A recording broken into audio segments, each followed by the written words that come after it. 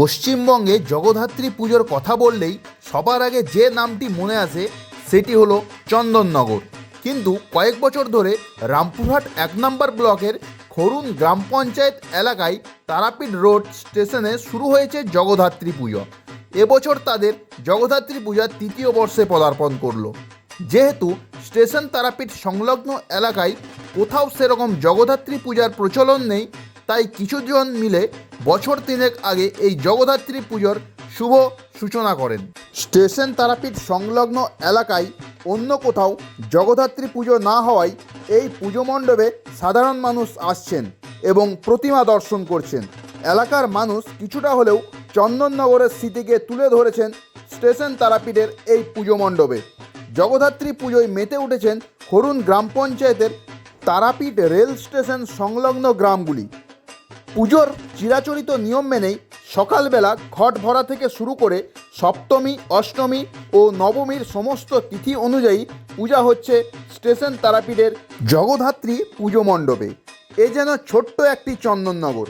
জগদ্ধাত্রী পূজার খুশির আনন্দে মেতে উঠেছেন এলাকার সমস্ত স্তরের মানুষজন।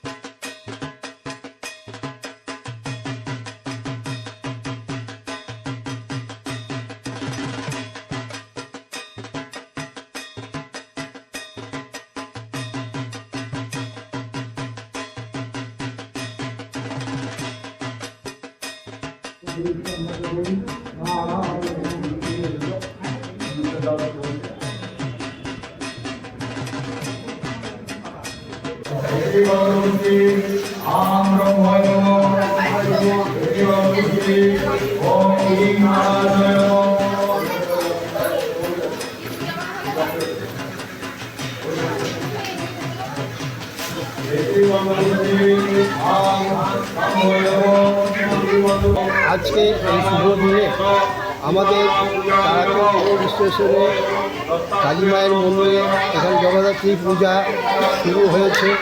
সপ্তমী, অষ্টমী, নবমী, তারপরে পুজো চলছে এবং চলবে।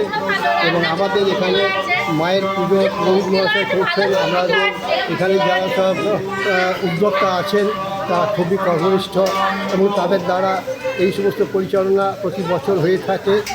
আমাদের যথারীতি যেভাবে জগদ্ধাত্রী পুজো হয়ে আসছে সেইভাবেই আমরা এবছর আরও ভালোভাবে করার চেষ্টা করেছি, যাতে মানুষ চন্দননগরের স্মৃতিটা এখানে পায় সেরকমভাবে মায়ের মূর্তি আনার চেষ্টা করেছি। অনেকেই হয়তো এখানে এসে আমাদের প্রতিমা থেকে চন্দননগরের স্মৃতি মনে করবে তাদের। আর আমাদের এলাকায় বাকি সব পুজো হলেও জগদ্ধাত্রী পুজোটা মূলত হতো না, সেই হিসাবে আমরা এখানে করেছি। এবার আমাদের এই যে দেখতে পাচ্ছেন বা আমাদের স্টেশনবাসী বা এখানকার যারা সবাই মিলে উদ্যোগ নিয়ে সবারই সাহায্য নিয়ে আজ চিরাচরিত যেভাবে চলে আসছে সেভাবে করে আসছি। 3 বছরে পাঁচগুলো মনে হয় বেশ কয়েক বছর ধরেই হচ্ছে। মানে প্রতিমা দেখার জন্য ভিড় হয় একটু, আশেপাশে সবাই যেহেতু পায় না আসে তো দেখতে, সেই জন্য আমরা চেষ্টা করি যাতে সবাই সুষ্ঠুভাবে প্রতিমাটা দেখতে পায় বা আলোকসজ্জাটা দেখতে পায়।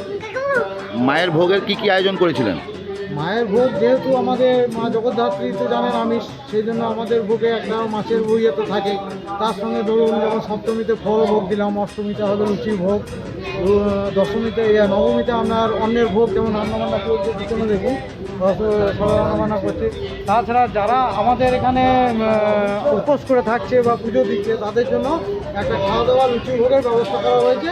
তাদেরকে এখানেই খাওয়া দাওয়া করতে লুচি ভোগ খাবে। এবং দশমীতে আমাদের যারা চাঁদা দিয়েছে বা আসছে বা যাদের এখানে আসবে দর্শনার্থী সবারই জন্য একটু পোলাও ভোগের আয়োজন করা হয়েছে এবং প্রত্যেক বাড়ি বাড়ি তারাপীঠ স্টেশনে সবারই ঘরেও ওটা পৌঁছে দেওয়া হবে।